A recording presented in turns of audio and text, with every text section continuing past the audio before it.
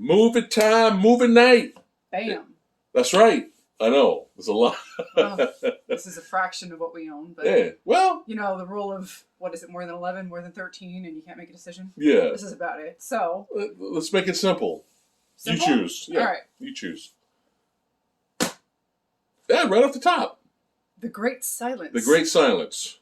Ah, it's a Western? Yeah. And it's been a long time since we've seen a Western? Yeah, let's do it. All right.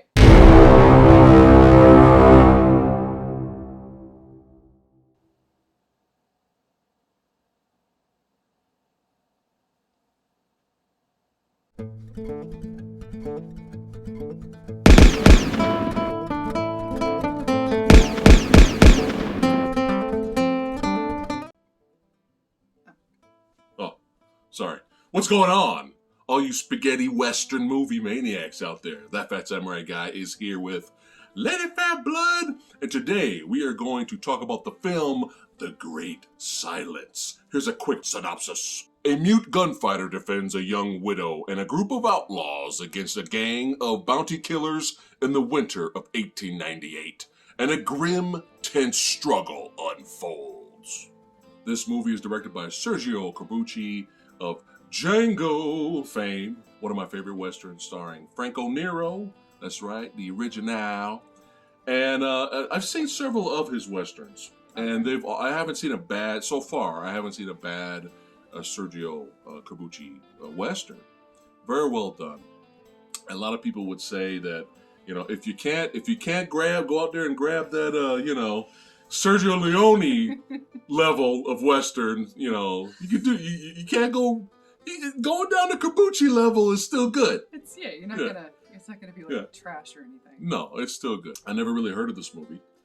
I came across Blu-ray.com and they were advertising it that it was going to be coming out on Blu-ray, and I was like, oh man, I gotta watch it. I mean, Amazon Prime, I think I had it in the queue, but never got around to it.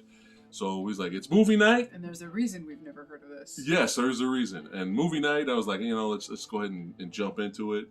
Yeah, and you had told me about it, and it was literally, we had this pile. You presented me a pile of movies, and all of them were good choices. Yeah. And I remember you told me about this a while back. I'm like, oh yeah, you told me about this, and Klaus Kinski's in it, and playing presumably a villain. What else would Klaus Kinski be playing? Right. And I was like, you know what? Western. Let's do it. Let's do it, man. Let's do it. I mean, the musical score. I know. The musical score. Let's get the positives out of the way. This is not a bad thing. No. No. Very unsurprising. It may be a bad thing for some people. Oh my God. And we're gonna get to it. We're gonna get to that. Yeah, when I presented it to you, I was like, dude, I never really heard of this Western ever, but the plot is like this guy hunts bounty hunters. Yeah. I mean, how rare is that? You don't see that a lot. He doesn't speak. He doesn't speak. He's mute. I was like, this is kind of a fucking badass concept that you don't really see a lot. And fucking, Sergio's directing it. And, Morricone, the Ennio, the legend. Nice surprise. Yeah, did the score. And that sold her. Like, once I told her, like, the legend, right?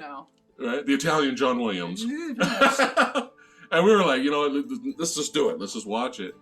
And not knowing anything about it, which is the way we recommend going in. This movie was released in 1968, but never was released theatrically in the United States. It took until 2001 before Americans had any kind of release of this film. That's insane. 20th Century Fox executive producer Darryl F. Zanuck reportedly saw the film and, in the simplest terms, said, "Oh, hell no." Even though they were able to distribute it in other countries, apparently America couldn't handle this. Right. And it's unfortunate. Casual Western movie lovers will probably have an issue. Think Bone Tomahawk. Yeah. I mean, we'll probably have an issue with the finale. We're gonna do our best to not spoil anything for you guys, but when we talk about the film, but shocking is the word. And I know we were having a little bit of fun earlier with the opening skit, but that was literally our reaction. I was kind of laughing my ass off just because it was so unexpected. I turned to him and his jaw, I don't think your jaw left the floor for about 10 minutes. It didn't leave the floor until after you did research on shit. Like, This was one of those movies where as soon as the credits started to roll, because it was one of those moments where the ending, we're sensing that the ending is coming, and you're like, oh my god, is this how the movie's gonna end? Oh my god, is this really how the movie's gonna end? And then you know how you get that feeling when the credits start to roll, you either have this sense of, well, that sucked, or a sense of relief, or a sense of euphoria because you love the movie so much. We just had this sense of stunned silence, and as soon as I turned to him, I'm laughing my ass off. I immediately got out my phone and had to start researching this movie to be like, oh my god, where did this movie come from, first of all? Why was the plot like this and the ending like this, second of all? And third, why had we never heard of this film? Where was the distribution? Where was theatrically? Where was this film? Right. And lo and behold, all these answers started coming forward. But let's talk about what we really enjoyed. Yeah. Aside from the movie overall. Right. One of the things I found very interesting was the landscape. Yes. Usually your spaghetti westerns and westerns in general, they tend to have this dirty, this grimy, this brown, overwhelming sense because you're in the Wild West, you're in the plains, you're not exposed to a whole bunch of color and land, and just the terrain is just tend to be. Or they would have a couple of scenes where it would be winter. Yeah. And then we're back to summer. This entire film the whole movie is set during the winter time. Yeah. You're surrounded in snow. I felt so terrible for the horses in this movie because you can see every last one of them struggling just to walk because the snow is coming up to their withers. It's insane. Yeah, but beautiful cinematography though in the film. So the film opens up with a beautiful shot of the lone wolf, our protagonist, Silence, that's his name. And it gets revealed later why. With flashbacks, why he can't speak. But he kind of gets bombarded by these bandits. Bandits show up, and they think he's a bounty hunter coming for them because there's constant bounty hunters, tracking these these people down and killing them and whatnot. And they try to attack him, and he defends himself with his pretty cool badass pistol, and I was surprised, because it was the 60s, I was surprised of how violent this movie was, we had some he was blowing fingers were flying off. Yeah, we had some actually decent looking blood. Yeah. It wasn't like bright orange. Right. Blood in the 60s. Yeah, it looked like paint. Yeah. But I was surprised with the violence. I mean, it's not like Bone Tomahawk violence. It's not like that. It's not like that. But for the 60s, it was pretty violent, which I appreciated. But he kind of blows off some fingers. And he's like, hey, don't fuck with me. Yeah. And then he arrives into town, and then the word goes around that it's almost like he already has a mythos about him. He definitely has a... Like some people know. Yeah, there's stories that were told of this character. Yeah. That goes around and basically helps people in need. His reputation precedes him. Pretty much. So they know about him. Yeah. And meanwhile, they're setting up these other characters who are going after those people that Silence had met up with, and they are the actual bounty hunters. And so we're setting up the Klaus Kinski character, and he has there's another guy with him who eventually Silence takes care of. Right. But it ends up becoming this dynamic between Kinski and Silence, and then because Kinski's partner killed somebody else, Silence goes after him, but then Kinski kills somebody else, and so the person that's left standing, that's left alive in that scenario, goes to Silence and is like, hey, my husband's dead. Yeah. So the widow, can you help me out here? Right. And she wants to go after the person that hired the bounty hunter. It's one of those situations. Right. Not just the bounty hunter, because they're just paid hands to do this. Right. So who's responsible for actually paying for this? Mm-hmm. There's this whole intrigue of the kind of like the town not necessarily being corrupt, but there is a corrupt official there. If kind of an official is like the banker, isn't he? Mm-hmm. And then you got the sheriff that gets introduced. And this is what was interesting about the film for me was at first, when you don't really know the characters, I was kind of like, dude, the bounty hunters are kind of doing their job. Because the sheriff gets introduced. He's like the new sheriff in town. He gets sent to that town to bring back law and order. And he was the character. This guy's character traits were useless. Yeah, he's kind of an idiot at first. He's kind of an idiot, and I was just like really annoyed by him. And I was like, dude, don't make me root for Klaus Kinski's character here. He was clearly sadistic and was enjoying. But he's still doing his job, right? That's kind of how I felt. And then the longer the movie went on, the sheriff character kind of grew on me. Yeah. And I was like, okay, I'm kind of down with the sheriff. And then Klaus Kinski's character, you see more of him, his eval being revealed, and he was just perfectly casted as this guy. Yeah. Like you're icked out. Yeah. You're annoyed because of how cocky and arrogant he is. Mm-hmm. And he's just sadistic, and you want to fucking smack, you just, but that's good casting, good acting, and good character development, right? And during this time, even the sheriff is kind of looking at Silence, like, who the fuck is this dude? I'm like, I need to check this guy out. Mm-hmm. And then there's a tiny little bond. They don't become friends or anything like that, but there's a little bond that they have of mutual respect. And possibly the most convincing love scene I've seen in a movie in a long time. A mini spoiler here. So Silence, as soon as he meets up with the widow, they're already locking eyes. Not lovey-dovey style, but you could tell there's an attraction, but they don't want to cross the line. But it's also the character Pauline. She's in a very odd choice for a couple of reasons, but one of which just because it's 1968. Right. And the woman character who her husband, I guess I can just go ahead and say it because I kind of mentioned it earlier. Her husband is murdered by, this one was Klaus's doing. Yes. And so as soon as he's murdered, what's left for a woman back in those days? There's really not a whole lot a woman can do, especially when your husband is dead. And so she wants to hire somebody to kill the guy that killed her husband, but also who's actually responsible for all of this. Right. And so, she hears about Silence, she meets up with him, and she's like, hey, how much do you want to kill this dude? I can get you your money, but it's going to take some time. And then that's when you find out that the banker pretty much wants her. Yeah. And she wants to sell the house, but he won't let her do it because he basically wants, what he wants. Right. You know what he wants. Right. And so she kind of like offers Silence, hey, I don't have the money yet, but the banker wanted me to do this, but I'm willing to do it for you. Right. If whatever you want, however, whenever. As long as you get the job done. Yeah, and Silence being Silence, kind of like the not outlaw, but the badass with the heart of gold. He just walks out to go do his thing, and there's this that was fucking great. Really intense standoff. And I called it too because I was like, he's gonna do it. Yeah, he's just gonna do and it in this for case, no money. He tries. Right. But what's really interesting, great scene and hopefully in the bar. this doesn't spoil anything, is that he goes to the bar to meet up with Klaus they have a confrontation, provoke him into drawing. Because the whole thing with Silence is that he won't kill you unless you draw first. Right. And Kinski knows this. Like, he knows he's going to come from it. He even admits it that he's faster than me. He's gonna take me down. So as long as I don't draw on him, he won't shoot me because I know he's going to beat me. Yeah. So he, knowing this, lets Silence keep provoking him, and it ends up resulting in kind of like a bitch slap and a punch and all that because Silence won't draw on him until he draws first, and so that ends up in a nice little rowdy bar fight. Great scene. But eventually, because he gets the shit beat out of him, and he gets damaged over time in the film. Yeah.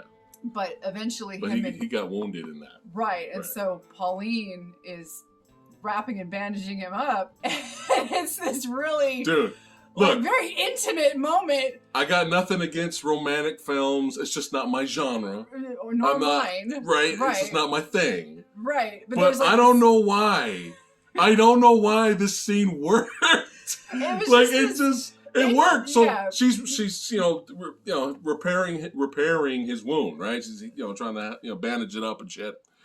And she's over him, right? And she slowly gets closer, and he's just staring at her the whole time, looking at her. And I'm just kind of like, no, I'm thinking, back in the 60s, they're probably more like, rip, let's get to it, right? But they kept teasing it.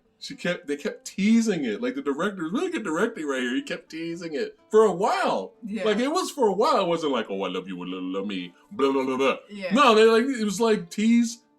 With they got closer. Words, tease. No words. Just music. The musical score. Yeah. Swelling as Yeah, and then when they started, they finally decided to lock lips. No words. And then the Morricone score came in, and I was just like, yeah. I was like, that was great. Like, again, not my shit. I know. I don't give a shit. Yeah. But I was like, that was like more convincing than Star Wars Episode 2 and 3 with Padme and fucking Anakin sit by the fucking fireplace. I'm sitting there. Bullshit. Nobody bought that relationship. But in this movie... Yeah. Two characters that barely know each other. It was a convincing love scene. I was like, wow, that was good. It was interesting. Watch me!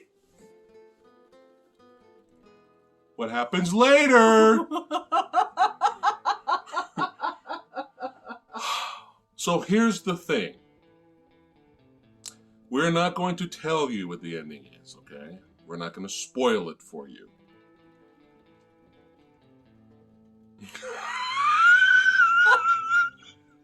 You've got to understand, it was very surprising, just because Westerns, storytelling in general tends to have an expectation. Yes. And a pattern of what the setup is A, B, C, and D, and you expect E to be the outcome. Yes. And instead of E being the outcome, we had the planet Jupiter. It was that far, just like... It was fascinating. Yeah. It was utterly fascinating how this movie ended, and makes the alternate ending that was filmed, because apparently the studios wanted maybe another outcome for like seasonal releases. There was a theory that maybe it was filmed for other regions because the ending was such a hard sell. But it was just the studio, they just wanted an alternate version just in case they wanted to make it more commercial maybe. I don't know. But yeah, what we got, I wouldn't have it any other way. No, because it's more, because the secondary ending that was filmed, the alternate ending, yeah, it was like, if you've ever seen the film Brazil, and you know what happens at the end of Brazil in terms of, oh, how happy, and wow, how sweet, and wow, that's perfect, and then what actually happens in reality, Brazil, then you know what I'm talking about. Right. It felt like a dream. Yeah. This alternate ending, we're not going to spoil it, but it was just like way too sweet. Right. It felt like a dream. It felt fake. And I'm so happy they did not go that route. And I just feel just the balls, the balls to have an ending like this. There's really nothing else like it. I mean, I'm sure there's other films out there with an ending similar. Yeah. But in terms of like Westerns, especially for the time, the 60s, man. Yeah. So I was just kind of like, whoa. Yeah. Whoa. It was a fun. It was a fun experience. And you weren't lying. I was like shouting to her like every 5 minutes or 4 or 3 minutes. I was shouting to her, "Is this happening?" Like I was like, "Yeah, is this happening right now? Is this actually happening right now?" This, yeah, yeah, yeah, yeah. And so I'm still blown away by this movie. Yeah, and because everything else in this movie was great. Yeah, that's one of the things about. And the ending was not bad. No. To us. Well, no, then that's. But okay, here's what you're gonna get in this movie. It's a Western. First of all, hard sell. Okay, it's very similar to Bone Tomahawk in that regard. In that first, it's a Western, hard sell. Mm-hmm. You're gonna have a lot of scenes where two dudes are just staring down each other, samurai style. Yeah. And if you're not into that, don't bother. Yeah. Just don't. Yeah. If you didn't like Good and Bad and the Ugly, you're probably not gonna like this movie. Right. Another thing you're gonna get a lot of, again, aside from, this is kind of an addendum to the stare downs you're gonna get a lot of just establishing shots where the director is just taking the camera and pointing it at a guy riding on a horse for 45 seconds. Yeah. Because I think, to get that desolate feeling, that isolated feeling, because you're out in this wilderness and just kind of take up the scenery. Yeah. So that's something you're going to get with this. It's not a nonstop action thrill ride. Correct. Even though there's more action in this throughout the movie than Bone Tomahawk, except third act and finales, like the violence is not as ridiculous as Bone Tomahawk's violence is, but you're gonna get a fairly basic story. There's nothing overly complicated. It's very simple to follow. There's just a handful of characters that you have to worry about, which is a good thing. The silence is a badass, man. Yeah. Yeah. The biggest thing, like, again, we've heard a lot of people that loved Bone Tomahawk, and I'm so glad that we were able to at least recommend it to some people, and they were able to pick it up and be like, hey, I love this, but I have heard so many people that hate that damn film, and it's a shame. Yeah. This movie, I kind of see similarities in it, where I feel Bone Tomahawk was so much more dialogue driven. This movie is not like that.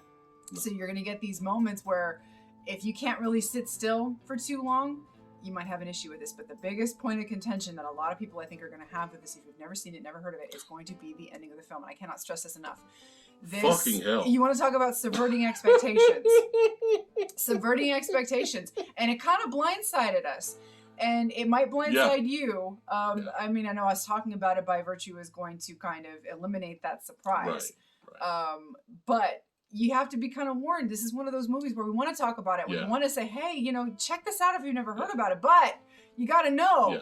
Yeah. So it's kind of it's kind of a warning, just to kind of, because we want you guys to watch the movie. That's why we're throwing out the warning. And some people who like traditional westerns might not like this. No, that's what I'm saying. Like, casual western lovers are probably going to be like, it's a possibility. Because the ending and what happens, supposedly, back when this came out in theater, supposedly somebody in the audience had a gun. Oh, you can look this up. We did our research. Supposedly somebody in the audience had a gun on them. They were so angry and pissed off at the ending, they shot back at the screen. We aren't making this up. You can do your research. There's an alleged story out there that happened. Which is hilarious. So there you go. There's no. That's enough of the warning. That's enough. So overall, just very simplistic, well-told story. We weren't looking at each other. What the fuck is happening? Yeah, or this is so convoluted that we're rolling our eyes. It wasn't anything like that. Right. Or overly complicated. You had where you can understand it, but you're like, okay, why is this all this in here? Right. Nothing like that. We had interesting characters. We had a great lead. We had a great villain. Great score. The score is great. Oh, speaking of the great score, in the finale, there's a moment. I think it's for about 5 minutes, where the villain and the hero lock eyes. And it's filmed, a great shot of Kinski. Just a great shot of him standing there. And they lock eyes. And the music score, I'm not kidding, Morricone's score during that sequence, it felt modern. It was so good. It felt like a modern day score, but good. Not blah. Okay? Good. And I was like, dude, this is the fucking 60s, man. Yeah. So, overall, I was so stunned and shocked with that ending. And then you did your research and we read up on it a little bit more and watched the commentary on the Blu-ray. By the end of it, after I finally took a fucking breath, and I kind of understood what the director was trying to do. In my opinion, this is a masterpiece. In my opinion, this was such a very well entertaining movie. It was. And I even though with that ending, I won't have an issue watching this again. Yeah. And a lot of people consider this Sergio Corbucci's best Western. I don't know about that. But I was just like, you know what, I have to applaud. Because usually when directors take a stance and they try to subvert expectations or try to have balls to do something different, sometimes it doesn't work out and it backfires, and there's no fond looking at it years later moment. It's just like this. It just didn't work. I'm very happy finally over here in America we can finally see this fucking movie with good quality, with good video quality, with the Blu-ray. So it's a great movie, man. I mean, it's not for everyone. That's why we want to do the warning, but we recommend it. Now it's time to rate the movie. 0 stars. Fuck it. Go. Oh. God, I kind of want to vote a little higher. Really? Just a little bit. Okay. Just because it was just. Yeah. All right. I really enjoyed it. Yeah. Like, westerns are a hard sell, and I'm guilty of that. I don't have as much patience as you do when it comes to westerns. You've seen a lot more than I have. Right. But if the story is solid enough, Mm-hmm. you know, I'm there. I don't care if it's, you know, slow or whatever. Yeah. So I kind of want to go like 4.7. All right. 4.7. I don't know. Fuck it. I really liked it. Fuck it. 4.8. Oh, well,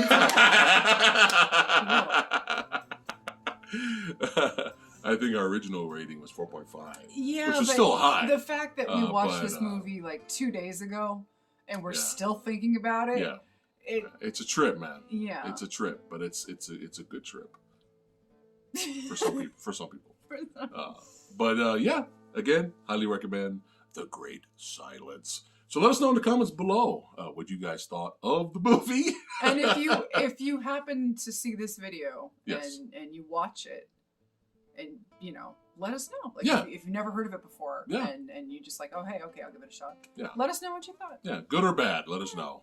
We'd like to thank all you badass motherfucking gunfighters out there for watching. And we'll see you guys next time.